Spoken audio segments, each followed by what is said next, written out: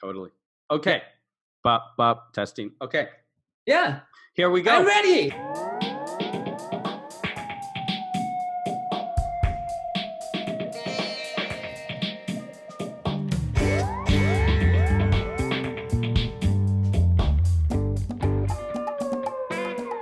Hey there, English teachers. Welcome to another very special episode of the More Than English podcast. I am your host, Jesse, and I want to help you in the classroom.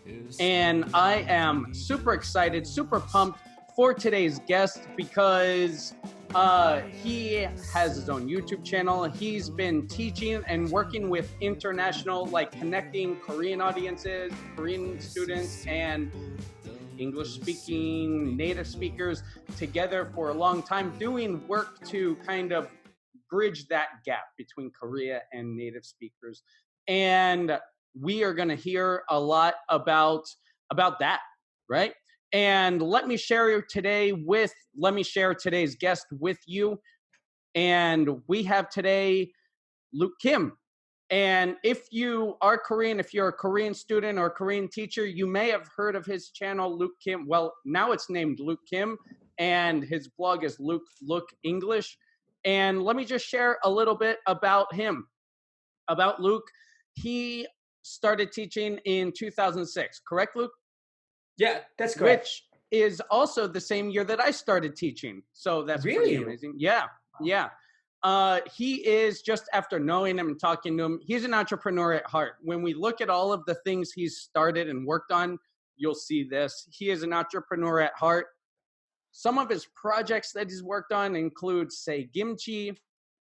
He was a program ambassador at George Brown College in Toronto, career counseling study club in Toronto, starting and launching Talk to Canadians, C1 School project manager, just to name a few. I actually couldn't list all of his startups and accomplishments, or else that would be the entire show. But also with that, he's a TOEFL instructor and a founder, like I said, of Luke Look English. And he has more projects that he's working on now in the future. And without any further ado, let's bring Luke on. Luke, how's it going, man?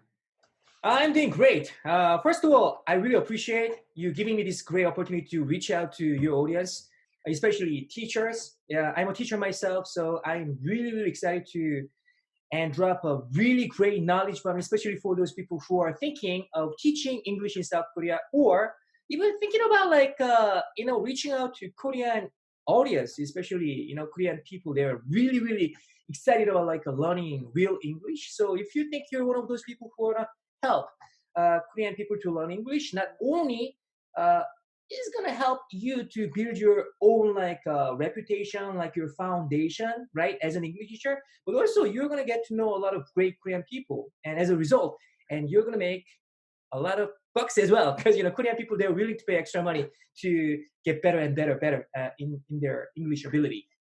That is true. And people who follow the channel, they kind of know my story. And if you don't know, I started teaching in South Korea. And let's just get into this now about Korea. Just in case you're wondering, in case you haven't started teaching or you're interested in teaching about South Korea, I know that we're bringing Luke on and he bridges that gap between Korea and native speakers. So from my experience as a teacher, I lived and taught in Korea for over 7 years.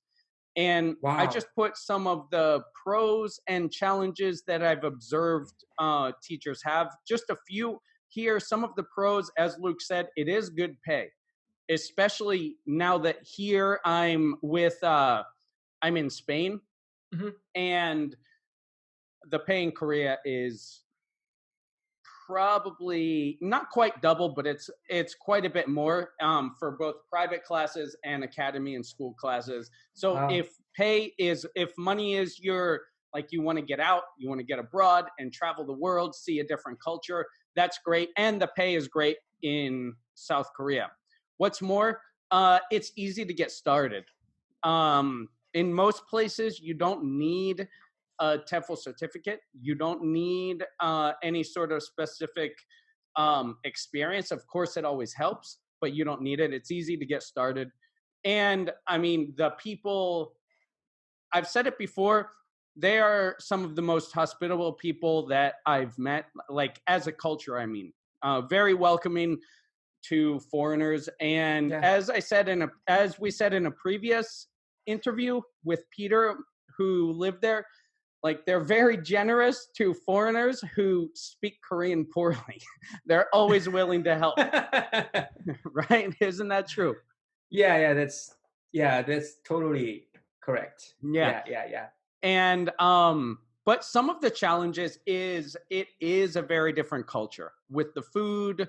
Not for me. I love trying different exotic foods. I like I'll try it. If it's in front of me, I'll eat it. But I've seen a lot of people struggle a little bit. It's very spicy and it's different. The social norms you'd have to get used to. There are some social norms that we're just not used to, like culture. Right? Yeah, which I'm going to cover maybe like later, Perfect. in our conversation. Awesome. Yeah. Perfect. And the professional culture, right? They're a little more professional. The dress is a little higher standard. It's just a different culture. Yeah. And of course, the language, right?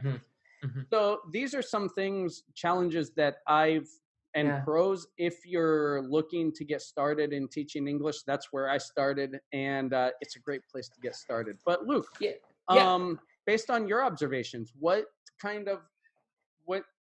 have your observations been about the Korean teaching landscape, teaching with Koreans and for Koreans? Let's see. I think you tapped into quite a few interesting kind of points that I think I'm going to talk about it, but I'm going to actually go in depth a little bit, right? So if you don't mind, so let me just share my perspective, right? First of all, if you want to be a teacher, right, English teacher, you got to ask yourself, why do you want to be an English teacher, right? And do you simply just want to make money? That's why, and you want to teach English because, English is your language, right? You're born and raised up with English, surrounded by English people all the time, right? And I think, if that's the case, you may have to think twice because teaching English might not be as easy as you think it is. Korean people, they don't speak English, right? Of course, there are a lot of nowadays, young people, they speak English. Can you define that? Because I think a lot of Koreans do speak English, but what do you mean by Koreans don't speak English? No, what I'm trying to say is that, a lot of people on the street, for instance, right? And they are really afraid to speak English to the people, right? Young generation nowadays, and they're more welcoming, they speak English better than before, but still in general, and they have this kind of fear to speak English. Do you know what I'm saying, right? So if you just think that once I go to South Korea and, I don't have to learn Korean language, English is going to work out. But that might not be the case, depending on where you're located, right? So recently, I had a chance to talk to this lady from Canada, right? And her name's Jamia, I believe.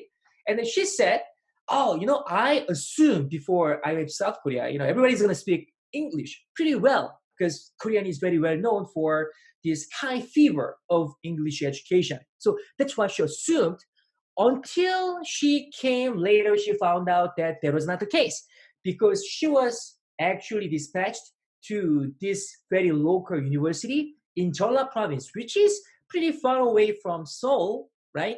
Yeah, so she had a really hard time even finding that university, and then she was struggling a lot. And then she learned the lesson. You know what I'm saying? I guess so. In smaller villages, right? In smaller towns. Yeah. So my point is that let's get I think I went off on a tangent a little bit. So let's go back.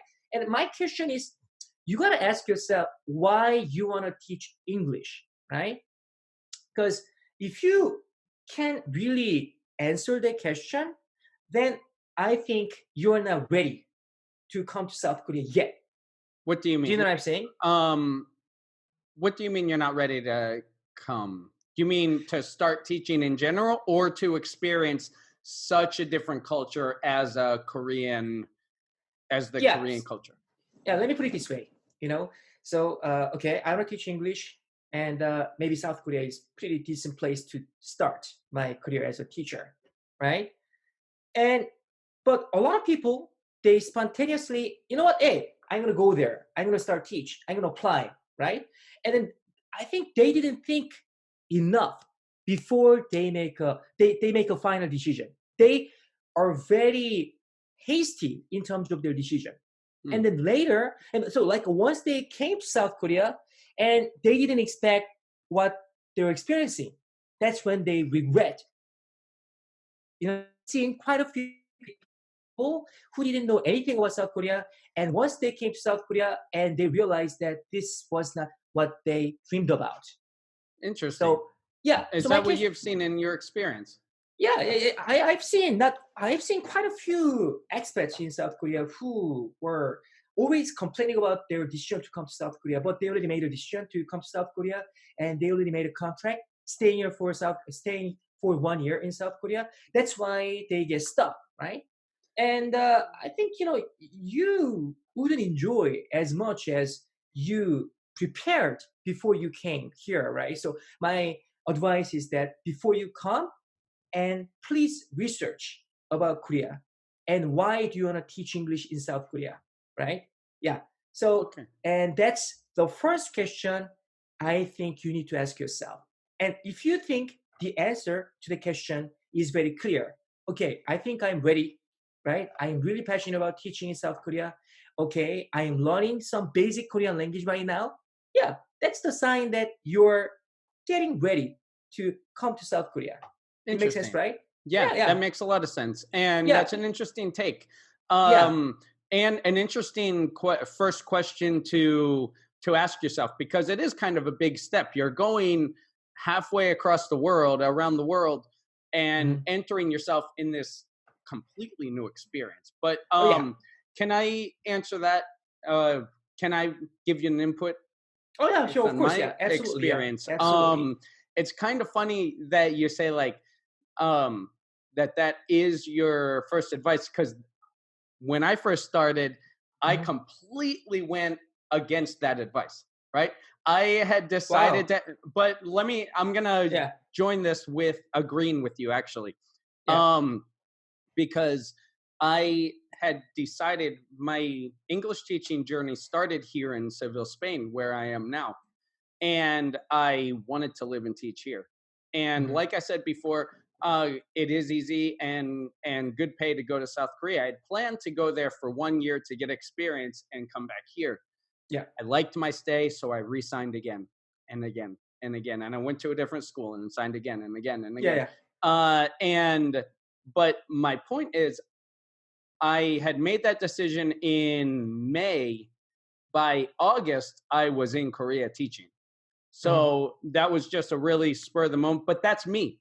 I make Mhm. all. That's why I just started this podcast. I started it, and then I decided, and then the next day I just started. So I'm winging it and figuring it out. And now I'm in season 2.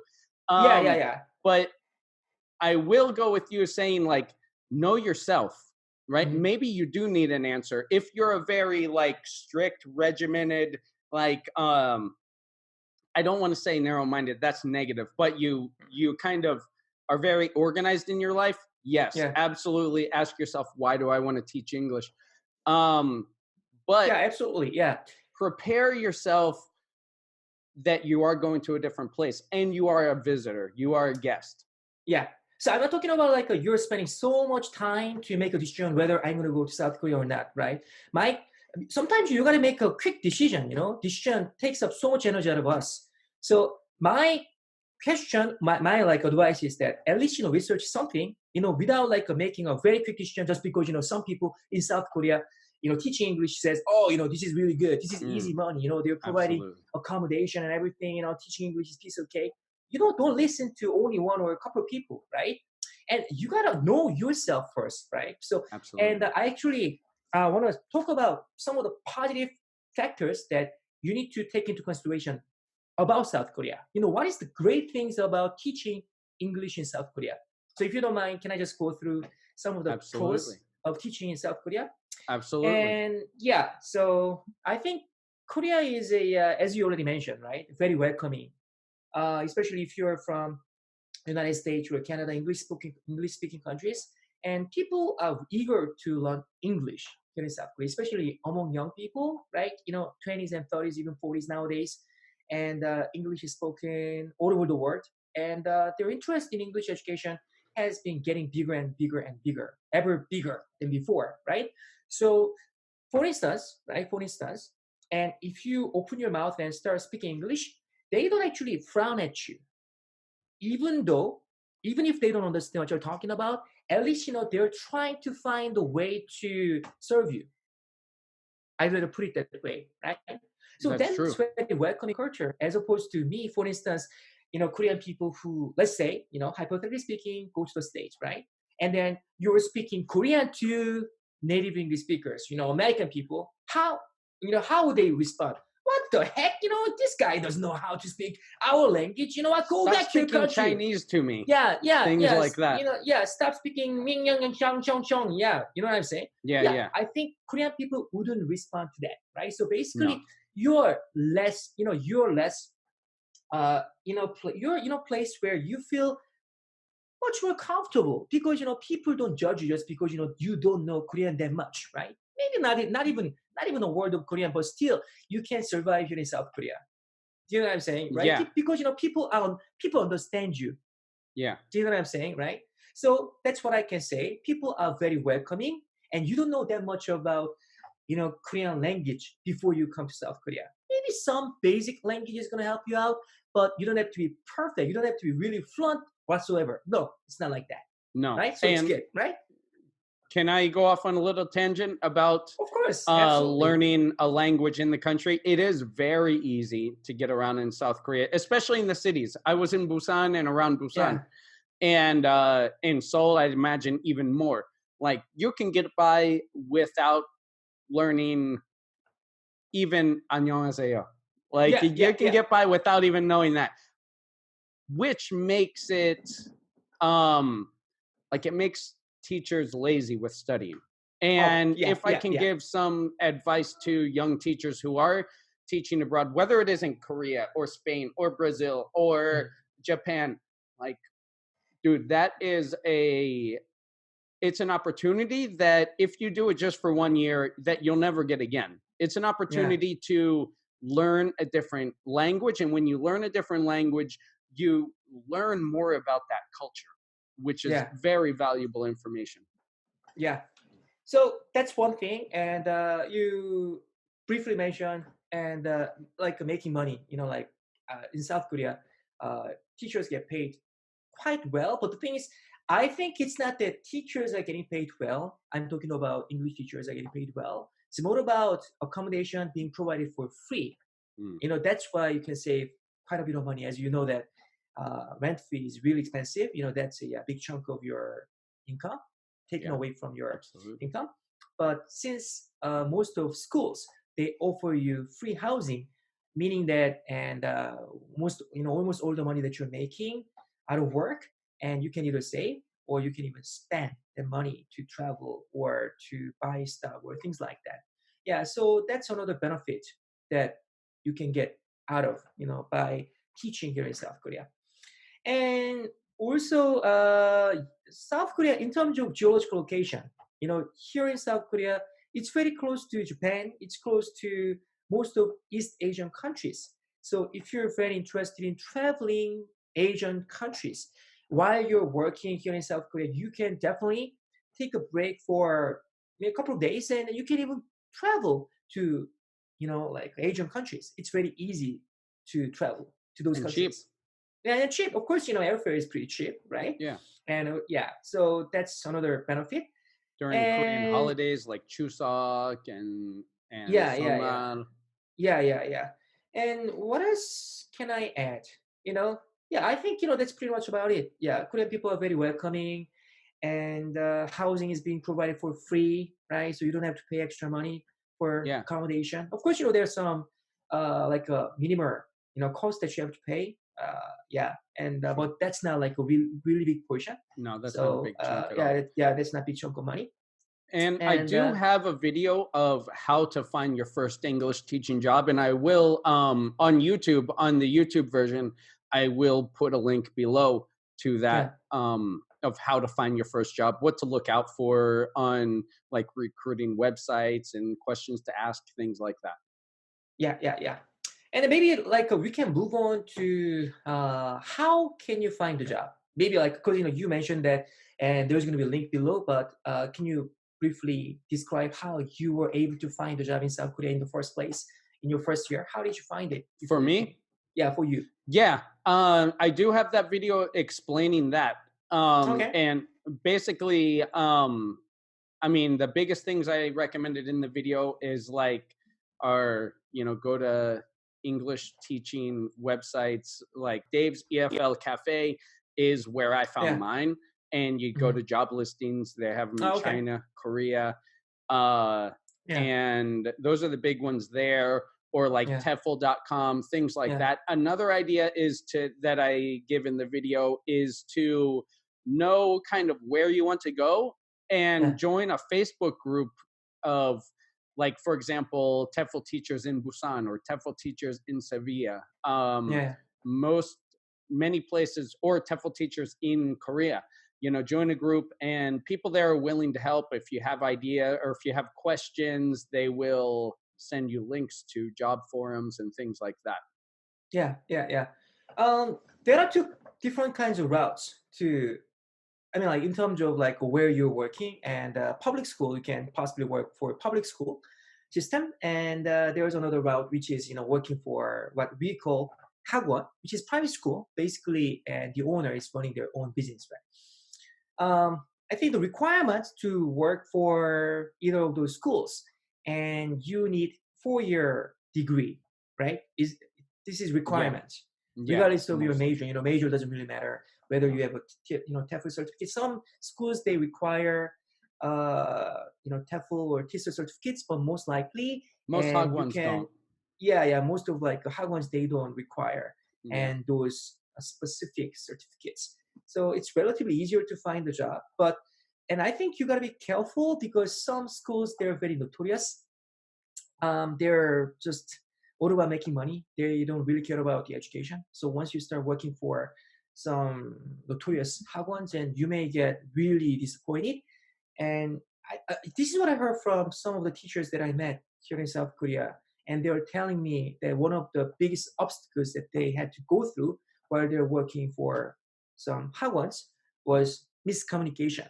Because even those teachers who are working for the specific hard one, and since those people I'm talking about, the native English speakers, and they're the only one working for that Hagwon as an English teacher, expat, like from, being able to speak only English. So there was no communication among them and their colleagues, their teachers, because those teachers, they're Korean teachers, and they don't want to get close to native English speaker because maybe they're afraid, maybe they feel like their English is not good enough to be, doing that, right? And sometimes, Korean teachers they don't want to show their English ability among other Korean English teachers because they're That's what afraid I of to be judged by Yeah, other there is Korean that, like, kind of teachers. like I mentioned before, the cultural aspect, Yeah. like Korean people always have to show themselves lower than they are in many cases, you Yeah, know? yeah, yeah, yeah. On top of that, English teacher yourself. Let's say, I'm an English teacher. I'm an English teacher, and when I see someone who's English teacher like me, but I can see him like speaking better or like being able to articulate better, then uh, I'm not like that because I already overcame that kind of block. But the thing is, a lot of Korean people still have this kind of like, oh my God, I'm not as good Reservation. as that guy. I'm a teacher. I should know everything. Right? I should be perfect. Right? So that's another reason why some Koreans, quite a few Korean teachers, even English teachers who know English, they don't want to talk to you in front of other Korean English teachers. You know what I'm saying, right? But Yeah, yeah. anyway, bottom line is that you might be researching those specific companies that you can, if you recognize the name brands of the school, then maybe go and research. Now, thanks to the internet, I think you can easily find, especially big institutes and the information of pretty well-known institutes. and research those institutes. If you can't even research, if you can't even find the websites of the companies looking for English teachers, then I think, there's a question mark right there, and there's a warning sign right on the Yeah. spot. You No, gotta that's ask a yourself, good point. hey, there's not even Korean homepage, and there must be something wrong with this company. Maybe this company is not making money. Maybe this company is too small. Maybe this company only like 2 people working for this company, right? Then most Maybe they likely, just want, it's like a money grab or something like that. yeah, Which exactly, yeah, I do mention that in my video. I'm glad that you touched on that too. And I think that's the cause of a lot of the miscommunication between the schools and or the mistrust, I guess I could say. yeah, Because there are those academy and hagwon owners that, like, let's face it, people, and here too, like, they see academies popping up everywhere and it looks like it's easy money to the yeah, outside business person, and then they yeah, realize it's not easy money, and so they try to cut corners. But yeah. there are those, but there are also many more uh good academies that treat their teachers well and things like that. Absolutely, yeah, um absolutely, yeah, so again, Facebook groups are great for that. Hey, has anyone heard of this school? yeah, What are your experiences? I have kind of a funny feeling. And then in the yeah, comments, especially if they're a bad school, you'll yeah. get stories, right? Yeah, yeah, exactly, exactly. I mean, we can be sometimes subjective, right? Because I recently talked to this woman who knows the company that I am very well aware of, right? And she said, "Oh, I hate that company." But the thing is, from my perspective, I've seen so many people who are really happy with the company that she mentioned. So There yeah, are just those because too, yeah, absolutely. yeah, just because like some people say that this school is horrible doesn't mean that you're gonna hate it. Yeah, Other people they're gonna hate it. So that's why sometimes once you get to a certain point where you get some information that's ready, then you're the one who's gonna finalize your decision, right? But I'm talking about very small institutes that you can't even find any information. Then I think I think it's better to avoid those kind of small institutes. If I especially were as your you, first job. yeah, unless you got to know that institute, right, academy through your connection, Mm, someone that you can trust, absolutely. then maybe that's a grand jewel. That's going to be such a great place to work. It's just not well known among the public, but they're a niche market. People know their place, and then teachers are really happy, even getting paid way more than other typical teaching jobs out there, right? Yeah, So no, that's a very good point. And that's good advice for anything in life, whether you're going into teaching or anything like that. yeah, exactly. So connection matters as well. I want to talk about like a connection, just briefly a little bit before you get to decide where you're going to work. Maybe if you know some Korean friends, right? Maybe you can ask them. You can get some help from them, right? Because most of the Korean students, they already went through English education. They are going through English education, right? So they are very familiar with some schools, right? And even someone like me, I've been working in this industry for quite a long time, almost 13 years, 14 years of long years of experiences. So I've heard quite a few stories, not only in terms of how great schools can treat teachers, and but also how much you can get paid in each school. I know the information which are not shared among expats, community, because sometimes you don't want to share that much in detail, especially if you're making pretty decent money. And, that's sort of the information that you shouldn't talk about in public, right? But if you get close to the person, then, for me personally, I would be more than happy to talk about this with you because you and I, we have a connection.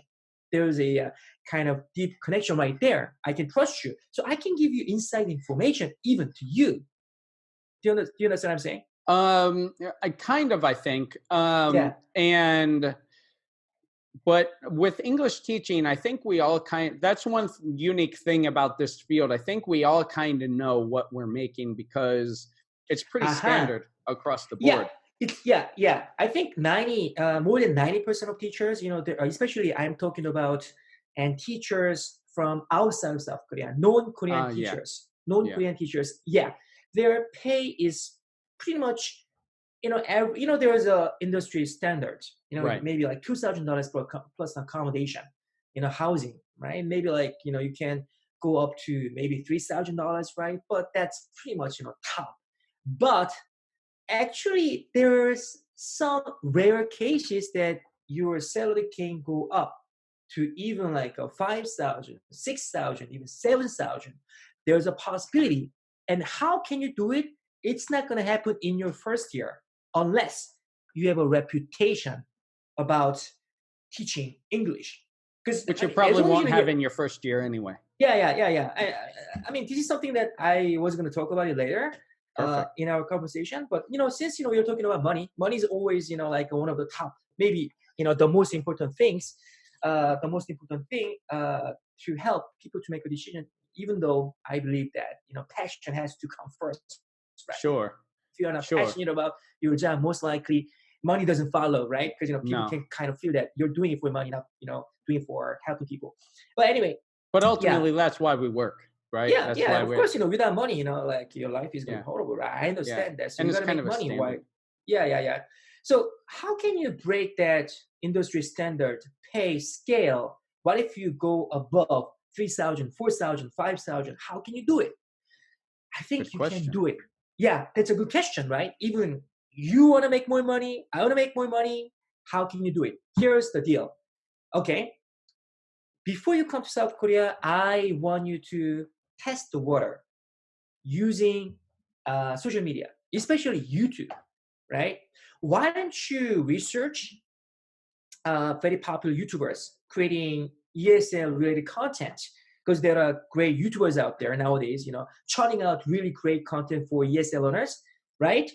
So why don't you research those videos, and then why don't you create your own channel where you continuously produce content for not only Korean people, but also for other ESL learners, and building your reputation over the course of time, and you're getting known among ESL community a little by little. You don't have to get to like 10,000 followers, 100,000 followers, right? Maybe it's gonna take for a long time. I'm not talking about that.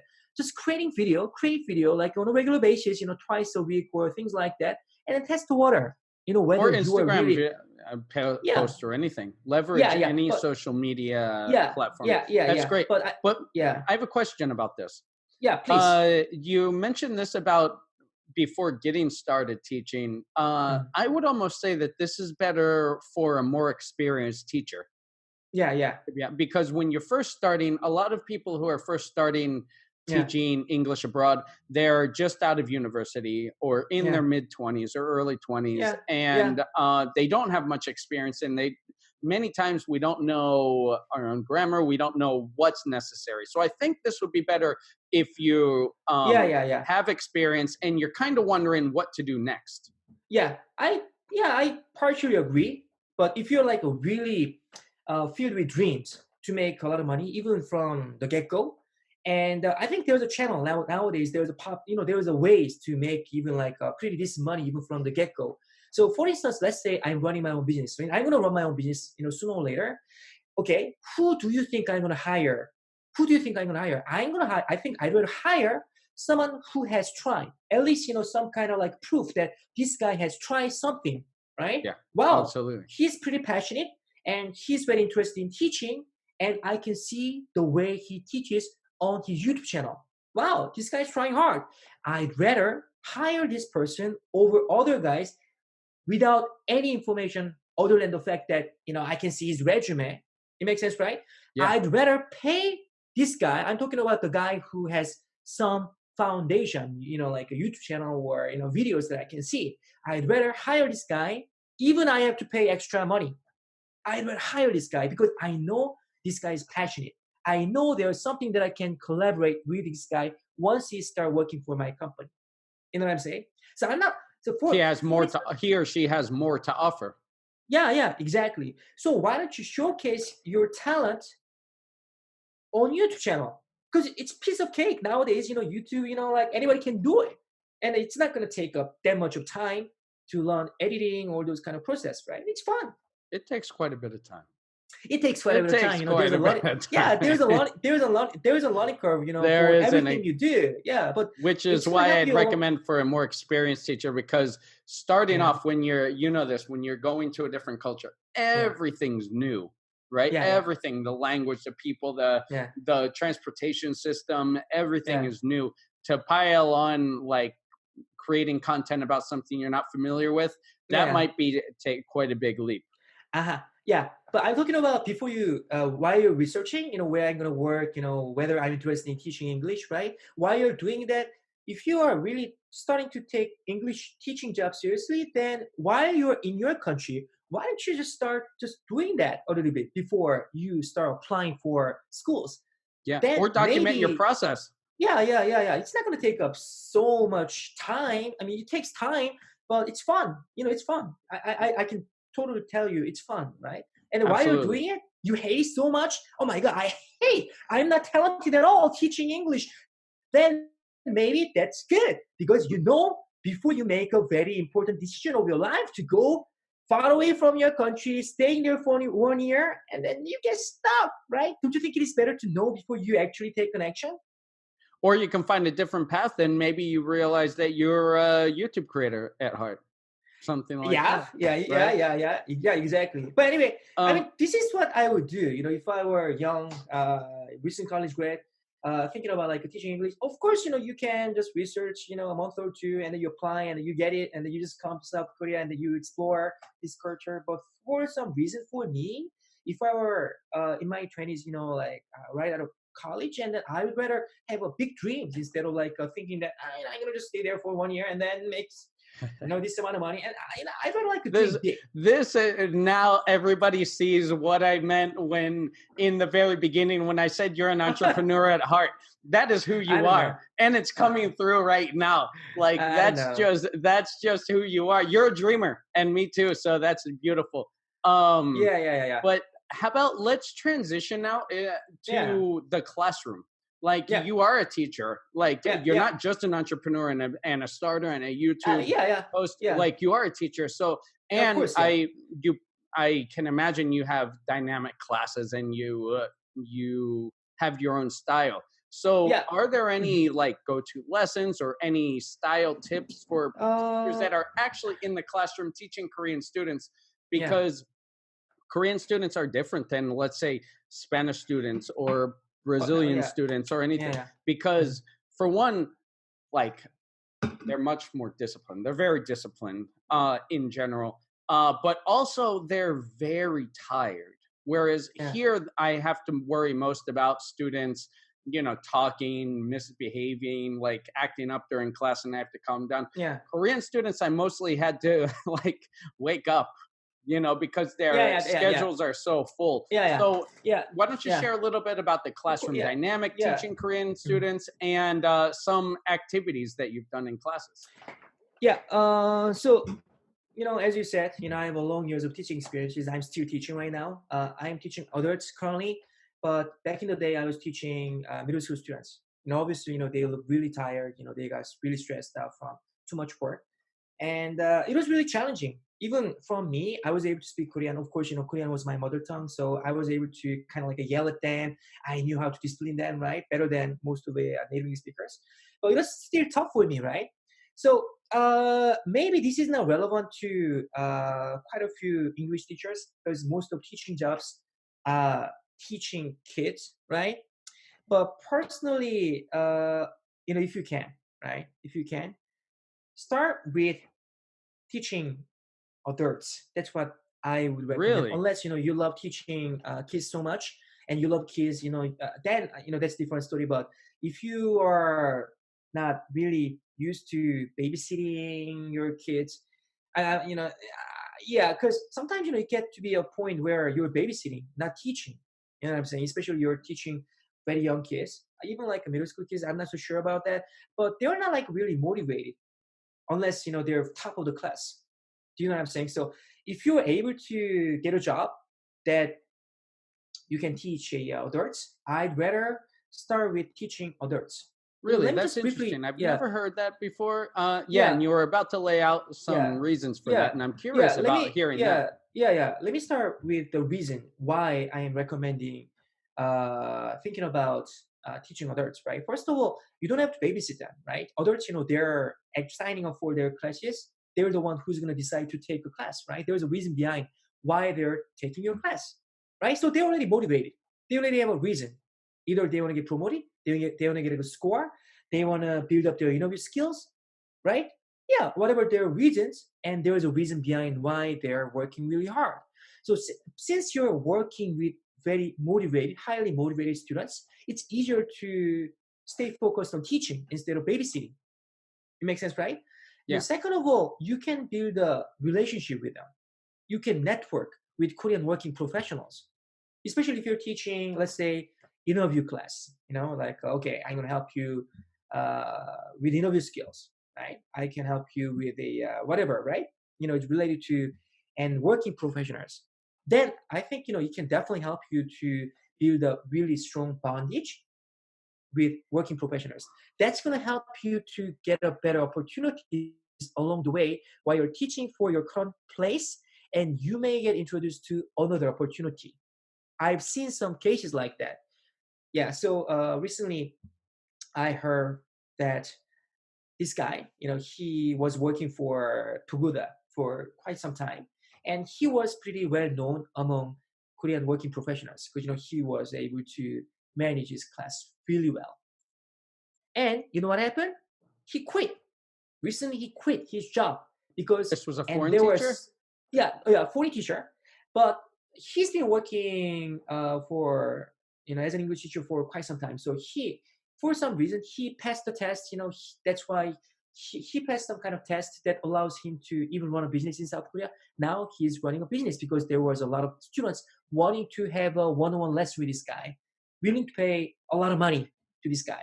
You know what I'm saying? So now he's independent, and not only does he make pretty decent amount of money, and he is able to do a lot of stuff with working professionals.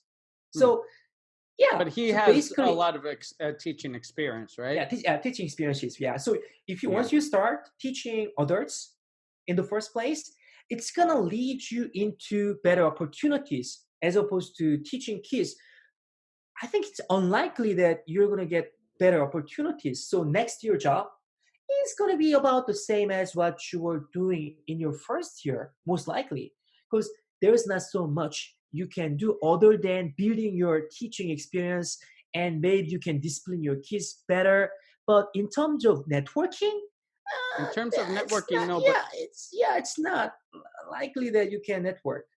don't you Oh, think yeah, that it's kind of like an entry level position, right? Which all jobs have. Like teaching kids yeah, is kind of like an entry level position, and then you can kind of decide whether, like Jessica we had on last week, like her specialty and her degrees in teaching young yeah, learners. yeah, So maybe yeah. you'll teach kids and say, I'm really good at this and I really like it. And then you can build your experience. Um, but what are like most, let's face it, like most Yep, English teaching jobs, you're going to start with kids most of the time. Like eight yep. out of 10 times, you're going to start with kids. And then I think that Luke's advice, I think your advice is great once you have experience. But Luke, Yeah, since your specialty is teaching adult classes, yeah. adults can be, from a foreigner perspective with little experience, it's intimidating. It's intimidating because, like with kids, you can kind of mess up, you can get things Aha. wrong, you can tell them Yeah, wrong things. There's a yeah. lot of leeway there with Uh-huh. like making mistakes, right? Yeah, Where it's not, there's not so much with adults because they're the ones that are paying the money, they're the ones with yeah. expectations, and adults can kind of like sniff out BS. They can sniff out Uh-huh. when someone isn't sure. So why don't you give us some of Mhm. your best Mhm. approaches and ideas for teaching adult classes, whether one-on-one or like interview classes or any sort of Yeah. adult classes? Okay, first of all, you got a clear goal of being the best teacher while you're working as a teacher. I want to be the best at what I'm doing right now. So before you go and start teaching, and you got to research about what you're about to teach. just because you were born and raised up in the States doesn't mean that you can be a communication expert, right? There's a lot of things you have to learn before you actually do it, right? So I would advise and know your content, know your stuff before you teach. Then students can recognize that. Students can feel that how much you have prepared. Do you know what I'm saying? Yes. And as I'm teaching adults, I know they're, of course, it's hard, right? Because they're asking a lot. They're asking for more and more and more. If I don't teach well, then I'll be out of the game. I'll be out of the game. They're the ones who's paying out of their own pocket. Yeah. So, and that's intimidating. Yeah, that's intimidating. But if you teach well, if they can see you're helping them out, right, better than anybody else, and you would get a lot of perks. You'd get a lot of opportunities because people, they're going to spread the word to their friends and their family members or whatever. They're going to bring more people to your class, right? Right. Then so help us teach. School can recognize. Oh, what happened? This guy's very popular. A lot of people they want to sign up for your class, right? This guy's class. What's going on? Then they start to kind of keep their eyes on you, right? Then you have a better opportunity to negotiate your salary the next year. Right? You can have a more power to negotiate your salary, meaning that you can get paid more than other teachers. Okay, but that's great. But before that part, I'm talking before that time when teachers are confident in their teaching ability. Before that, help us get confident in our teaching ability. How do we have good classes with adults? Because there are all those benefits, but I want to share with people some actionable ideas. Okay. And first of all, once you step in, right, you're not going to speak Korean.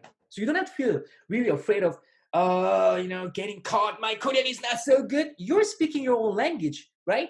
So rest assured. You don't have to get really nervous about it. Most likely, students are really nervous about speaking English, right? So, and, just talk to yourself. Hey, I speak my own language, right? And no matter what kind of mistakes I make, and I think it's going to be fine. So with a mindset in mind, step in, and you're going to be more relaxed rather than get scared of, what if they judge me or whatever, right? Because they're a very open-minded. Korean students very open-minded, right? So that's one thing that I can give out to you teachers who may be a little bit afraid and intimidated, and you're speaking your own language. Do you know what I'm saying? So that's the that's the first advice, very, tiny advice, but I think, it's very powerful. The second advice is that don't try to speak too much, right? Because when you get nervous, you try to kind of speak as much as possible, but let your students speak more than you do and give feedback. I think what native English speakers can do better than anybody, any teacher, I'm talking about Korean teachers, is that giving a feedback at the right time, at the right moment. And also, when you give feedback, don't stop them in the middle of them talking. Write things down. Bring your laptop or just bring your piece of paper and pen and take a note. Not everything, just a little bit. Take a note of the mistakes that you're spotting, right? And after that, right, after that person is done with talking, and you give him or her feedback kindly. And that's a really tiny, but that's a really great. It's going to take you a long way. You can go a long way with that. So giving a feedback, which is not lessons into lessons. Yeah, exactly. And once you start doing that, you gotta get to notice what kind of mistakes Korean people are making, and you can even compile those feedback that you gave out to your students, and then make a list out of it. And now you can use that to create your own YouTube video or Instagram, and share with not only with your students, of course your students have to see, but also with some other people out there, because they can access your YouTube channel, right? Because it's on the public space. And it'd be a review for their class. Yeah, that way, and you don't have to think too much about what kind of content am I going to create. For today, Yeah, because you already got the lesson, you already got the content right there from your class. So while you're teaching and you already got what kind of content you're going to cover, ready to go, ready to film.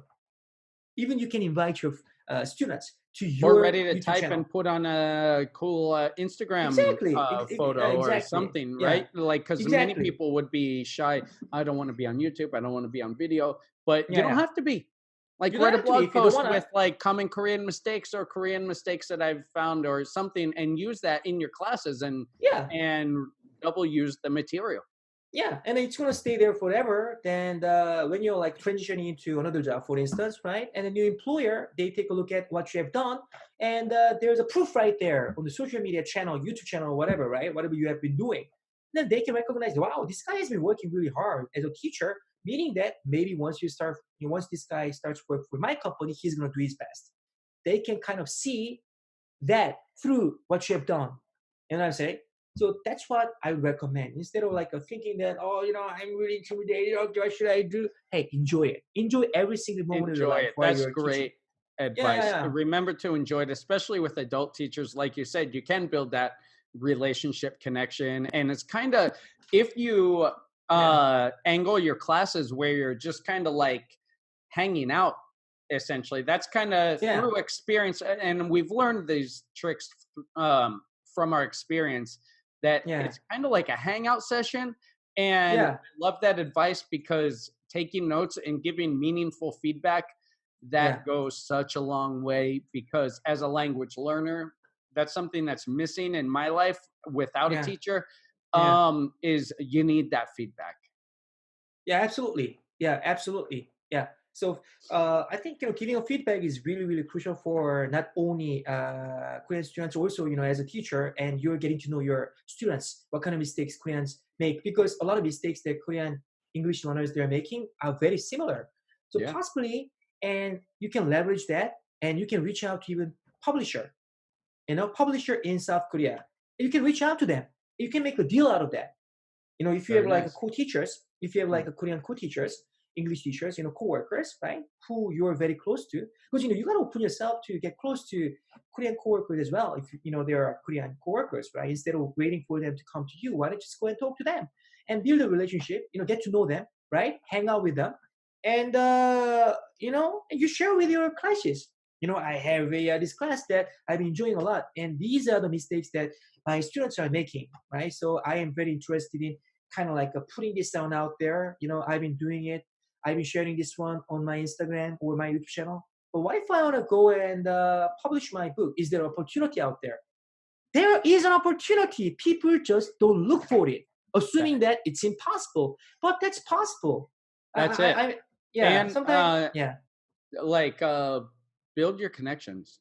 Build connections like with your adult students if you have adult students.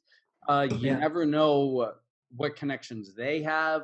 You yeah, never know like what a private lesson yeah, yeah, can lead to. So essentially, one big piece of advice, and that this bounces off of what you're saying, is treat yourself like a professional. yeah. Absolutely. And Yeah, that's something that's, I think, lacking, because a lot of people who start English teaching, it's kind of like a transition. They don't yeah, know what their next step is. They kind of yeah, want to see the world, and which is great. Do that, yeah, right? yeah, yeah, They want to see the world. They want to get experience and see if teaching is for them. yeah, And but even if you're in that state of mind, I yeah, think treating yourself like a professional yeah. will help you grow really quickly in your teaching. Absolutely, absolutely. Yeah. So life in general, right? And you got to dream big. And while you're doing what you're doing, and you got to do your best, and you got to enjoy yourself. So instead of thinking that teaching job is something that I'm gonna do for 1 year or 2 years before I get a really, really great job, really, really great job, treat your teaching profession as a real profession that maybe it's gonna take you as a next level. You know what I'm saying? Yeah. That way, your mindset is switched in a way that you are doing your best. I Yeah. think it's going to help you not only as a teacher but as a person in general, and that's going to help you to find a better job, find a better relationship, being a great networker, being a great communicator, and And I want to add one more thing, especially if you're thinking of teaching in South Korea or maybe any other country in the world, right? Open-minded. Don't close yourself down, right? A lot of quite a few people, and they think that my culture is the best. My culture, everybody has to follow my culture. Because sometimes, okay, maybe if you're from the States okay, United States is the most powerful country in the world. English is spoken all over the world, so you have to speak English. You have to know the language instead of me knowing your language, knowing your culture. But that's so absurd, right? That's ignorant. So once you come to South Korea, right? Even before you come to South Korea, know some Korean language, just a little bit, minor. 안녕하세요, or just basic Korean language to show Korean people that you appreciate their culture, right? Yeah. And also, once you come to South Korea, instead of hanging out with your own people, right? That's good. You can sometimes want to hang out with your own people. That's what people do.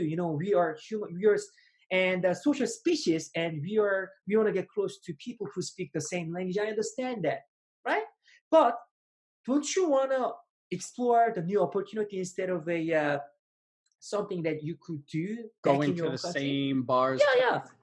If you think about it, if you think about it, that's something you could do back in your country.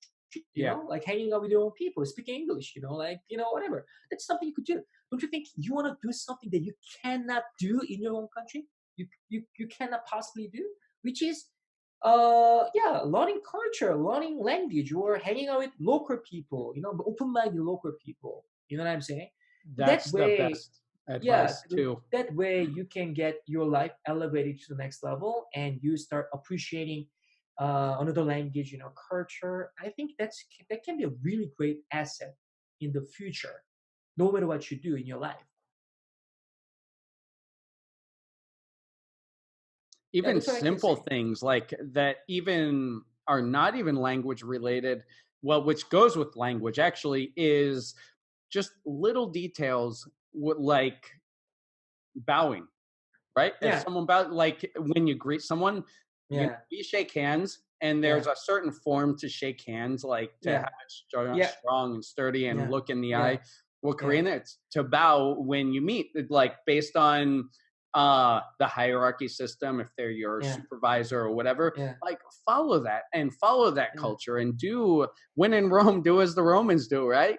Yeah, exactly, Like when you're exactly. pouring, pour with two hands. Like uh, immerse yourself into their culture, even if it's a Yeah, little bit, and it goes a long way.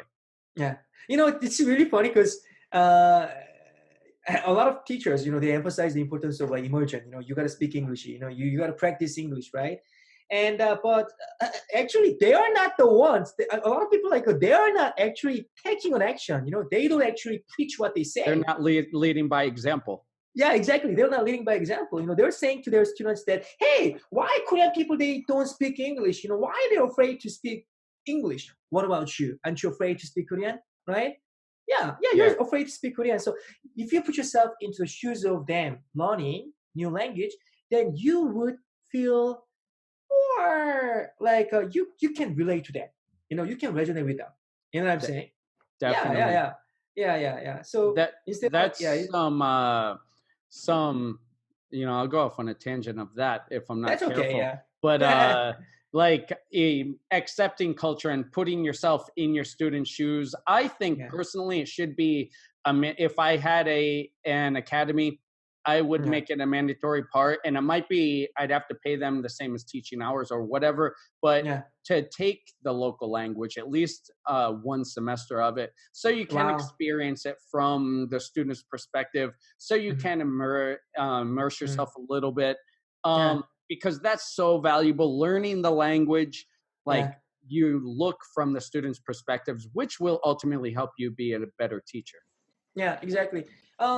I mean, speaking of learning a language, especially building a foundation is very crucial, right? And if you go hang out with the Korean people, not knowing any Korean language, and it's going to be really hard to learn from them because the main medium of communication is going to be English because you rarely know Korean language, right? So, in the first few months or something, and you may have to put your nose down and start memorizing a lot of Korean vocabularies, and you need to start learn by yourself instead of leaning on Korean people, maybe in the first few months, and you're hanging out with Korean people speaking English most likely because you rarely understand what they say if they speak Korean.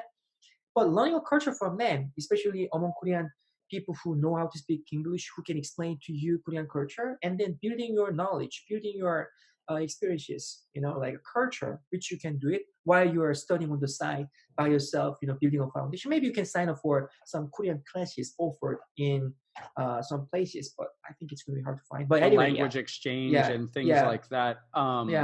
yeah, But exactly. there are so many language learning platforms too, like italki. I teach on a platform called italki, Yeah, and they have Korean lessons there. And yeah, by just study the alphabet first.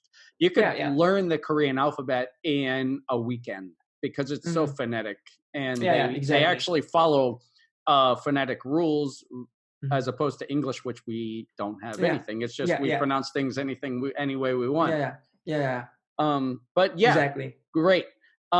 Any final things to add? To mention, to plug, tell us what you're doing, anything like that? Yeah, yeah. So I was talking about like leveraging social media, right? That's what I Yeah. told you. I think that's a really crucial nowadays in this day and age. Building your reputation, put your stake on the ground matters a lot more than anything else, right? No matter what you do, especially even like in English education field. The reason why I have been able to go farther than quite a few teachers out there is because I decided to have my own brand from the get-go, right? As you can see from the screen, and I even have my T-shirt, right? Can you see that? Look Yeah. Go a English, right? little up, a little bit more, Yeah, a little yeah, higher. yeah, There you go. yeah, like this, right? There you go. And why did I do that? Because I knew how important brand, having your brand matters a lot, right? That's what I thought, even from the get go, right? And I think I made a right decision to put my content on my blog, and instead of like keeping it to myself, hiding from the public, right? Because this is my know-how, this is what I'm supposed to know, this is my bread and butter. I'm not supposed to share with the world, but I decided to go in a different way. Hey, let's share with people what I have, right? That's what I did. So as a result, I have been able to get a lot of opportunities along the way. I was able to work with one of the biggest schools in South Korea, not only Pagoda, but also Siwon School. And I was able to provide content to them. Why was I able to do that? Because I got a brand name right there. So having a brand name matters a lot, right? It's not going to happen overnight, but every company, every brand has a start point, right? So, and if if you want to start your career as a teacher or whatever, let's say teacher, let's talk about teacher, then yeah, I want to like research what other teachers are teaching, and big YouTubers, why do they popular, why do they get really popular, what's so different from other people out there, right? And the research, and then create your own stuff, building your own reputation, building your own foundation. I think it's gonna help you not only become a really great teacher, but also, at the end of the day, we're gonna make more money, right? We're gonna make more money, right? And So pursue, it's gonna help and you you. might find that your passion is somewhere else, and to follow your own passion and follow what Yeah, you're into, exactly. right? Yeah, yeah, yeah. The more you explore, and the more chances you can find yourself who you are, what you want, right? So that's another great way to soul search yourself. Like who you want to be and what you want to be. And so that's my piece of advice. And also, and if you are not so sure how I can create my content, then in terms of English education, why don't you reach out to Korean English YouTubers? Because Korean English YouTubers, and there's something they're lacking. English is not their first language. So they always want to get connected with native English speakers who know better than them in terms of English. You know what I'm saying? So why You don't you mean reach it? Korean Yeah, Korean English. English teaching YouTubers? Yeah, yeah. Someone like me, for instance, one of the reasons why I love to work with you or other people, other native English speakers, is because there's something that I am missing. There's something that I'm not good at, right? I just want to get clarified. I just want to get what I'm teaching being like right. Is this right? Is this really used frequently in the States or Canada? Right? I mean, you can Google, but there is a limitation. right? You want to get it Absolutely. It's that confirmed. innate touch, that Yeah, internal, like it's a yeah. part of us. Yeah, yeah, exactly. So I want to get it confirmed. I want to get it confirmed by other native speakers and helping me out to create better content. So if you reach out to them first, then I think 9 out of 10, they're more than happy to work with you. They're more than happy to put your name on their YouTube channel, right? And then you can leverage that. So as a result, you can be more popular among Korean population, ESL learners, right? So that's another way that you can reach out and you can build your reputation foundation. That's what I want to add that as well. Perfect. Perfect. And that could make for a great next step, or leverage your English teaching career into something bigger, right? Yeah, Um, exactly. Perfect. I took notes during the show, so let's go over review a little bit about Yeah, what we heard in here. So we talked about getting started. From the very, very beginning, ask, why do I want to teach? And if you truly ask yourself that, and maybe even have a pencil and pen and write down ideas, that could be a great first step. yeah, Know yourself, and if you can adapt well to situations, right? mhm, Wherever you're going, whether it's Korea or any other country, Italy, France, like you have to be adaptable to a local culture, or else you just won't enjoy yourself, right? And we want to enjoy yeah, ourselves. yeah, mhm, Korean people are eager to learn, so you should be eager to teach. And do your research before getting started with the language, the area, um, general like food, general things. yeah, Just do your research. Look a little bit. Google. yeah, mhm, Also, research what people are doing online. Luke has a lot of information and has a lot of experience in building an online audience. So go back and listen to pieces of this interview again if you need some extra help, or contact Luke. Um, Produce content online to build your resume to actually help you make more money in the classroom. Um, and start with teaching adults. That was very interesting advice. And that's advice that's, I normally recommend not to, but also that goes back to knowing yourself. Maybe mhm. you don't teach kids well, Yeah, yeah, right? yeah, So start yeah, with what you're comfortable with. Absolutely. For me as a teacher, and teaching adults, what always was intimidating, and in the beginning. Now I prefer it, but in the yeah. beginning it was so scary. But Oh, really? yeah, but that's why we have different people on as guests, because we get different opinions. Have a clear goal. I love this. I want to be the best teacher, or I want to be a good teacher, right? You don't have to be Mhm, the best. I want to be a good teacher. Know your content.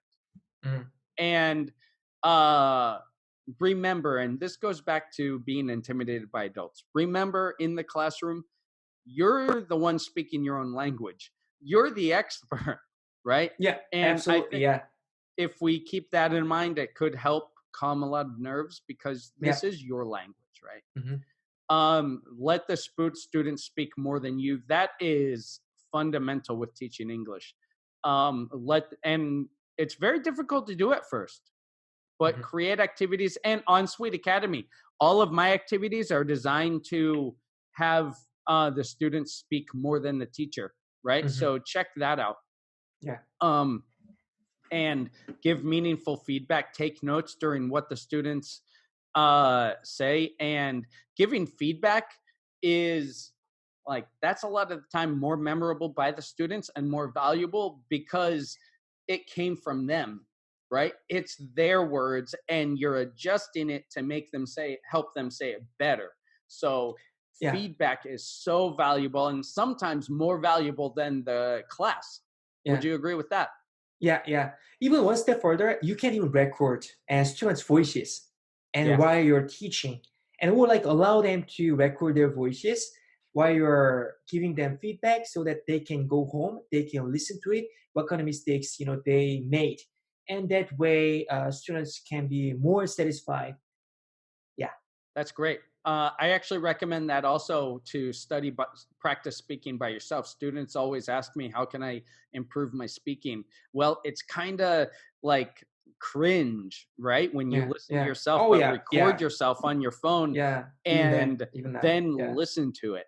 And once you get past the point of, oh, my voice, like after you get past that point and you get more familiar with it, it's helpful, right? And just to wrap it up, treat yourself, all this to be bundled up, treat yourself like a professional, treat what you're doing like a professional, and an open mind is a happy mind. And there we have it, right? Yeah. Wow. Great summary, man. Yeah. Great job. Great content. Thank you for taking your time and doing this. I'm glad that we could get it figured out and worked out with the time difference. And anytime you have something more to share, or after you get your project launched, we can have you back to see how that's going. Anything like that.